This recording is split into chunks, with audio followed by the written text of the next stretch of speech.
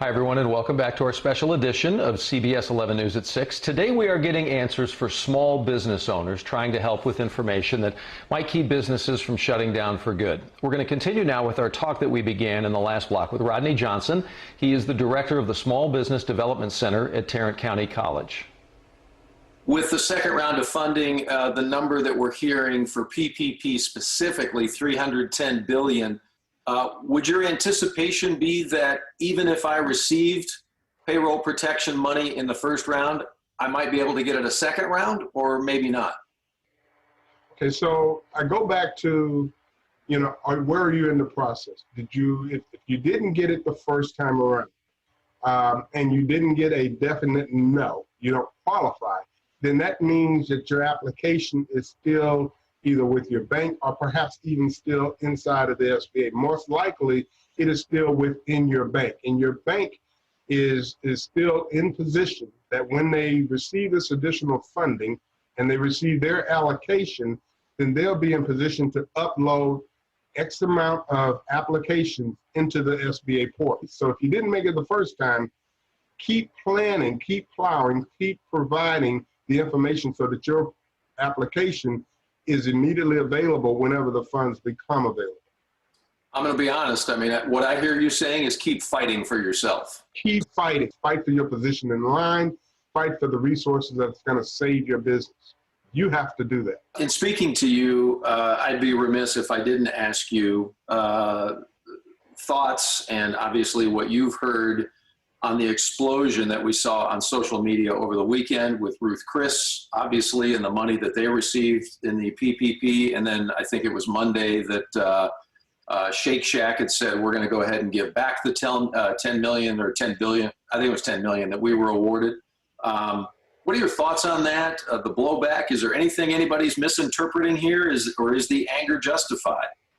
I cannot speak to the details behind Ruth Chris or anyone else because I'm not in a position to say how those loans were put together or what the qualifiers were on that. That's not the role that I have. Did they get it right? I don't know. Here's a perspective that I'm going to throw out here.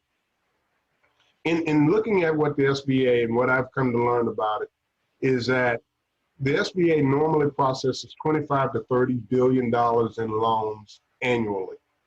What our government has asked this SBA organization to do is to process $350 billion of loans in 14 days. In 14 days. What that suggests to me is that that was a Herculean effort to try to help not only just somebody in a particular disaster area, but in every territory, in every region inside of our country. There's always something that's going to go awry in a situation like that. Right. When it comes to loans and securing the loan, is there any first come, first serve status? That is the status. That's called FIFO, first in, first out. So it sounds like the earlier and the quicker you file, you're going to be that much farther up in line. I mean, it's purely that simple. Even more reason to stay in line, to stay with the process. If you started the process, stay with it because it is first in, first out. For the small business person who is sitting out there who missed out on round number one, who sees the fact that by maybe the end of this week, more funding is going to open up, what's your best piece of advice right now, tonight? If you didn't get original funding, try again. But don't let your laurels rest right there. Go ahead and start taking a look, very hard look at your business. Start taking a look at what would happen if you never got another dime or dollar from, a loan from the sources that through the SBA or some other government source. What would you do for funding? Who would you need to talk to? How do you sustain your business? I would encourage everyone to peel back the onions layer by layer to figure out how you can reserve cash, how you can create cash, how you can create a new business in a new economy and survive, because you can survive. It's just going to take a lot of us digging a lot deeper than we've had to in the past few years. So some thoughts from somebody who is on the inside of this day in and day out, not just in bad times right now. And you heard Rodney talking openly about Plan B, Plan C, Plan D. Thankfully, as I mentioned off the top, there's other funding out there. Rowlett is offering, for instance, grants we heard about to their small businesses. The city started with $100,000. Last night, council did vote to add $211,000 more to that pot after they got an overwhelming number of applications. More than 100 Rowlett businesses, in fact, applied. The city hopes to help at least 35 of them. Seeing these numbers, it's very surreal. We're doing everything we can to support our small business community. Extraordinary times take extraordinary measures. We also found this. Businesses based in Fort Worth can get microloans from the city itself. They have partnered with People Fund to provide about $850,000 in funding right now.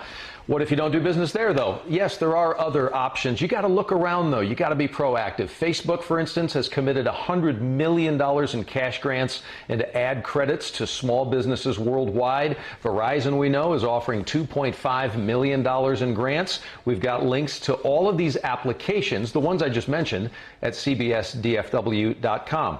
And starting Friday, retailers considered non-essential are going to now be able to start offering delivery and also curbside pickup for online and over-the-phone orders, similar to the way that restaurants have been able to do takeout in recent weeks. So this is all part of Governor Greg Abbott's plan to restart the economy in Texas. And Aaron Jones today takes us inside small businesses that are transitioning to this new retail-to-go phase.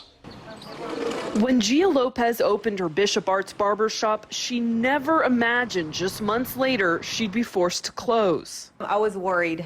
I knew rent was going to be due still. I was worried for the stylists and the barbers. She applied for a small business loan meant to support workers' paychecks, but was told funds were exhausted. So it's a very hard time for the barbers and the stylists that work here.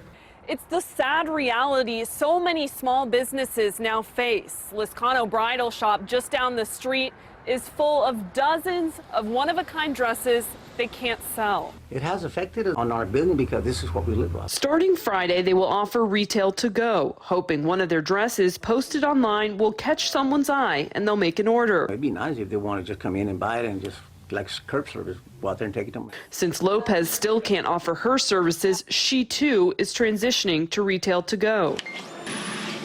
She's partnered with a local designer to create custom t-shirts they plan to sell and are hoping this will help them survive. I've been posting on social media, just sharing the t-shirts. We're fighting back. We're going to get through this and we're going to make it. In Dallas, Aaron Jones, CBS 11 News.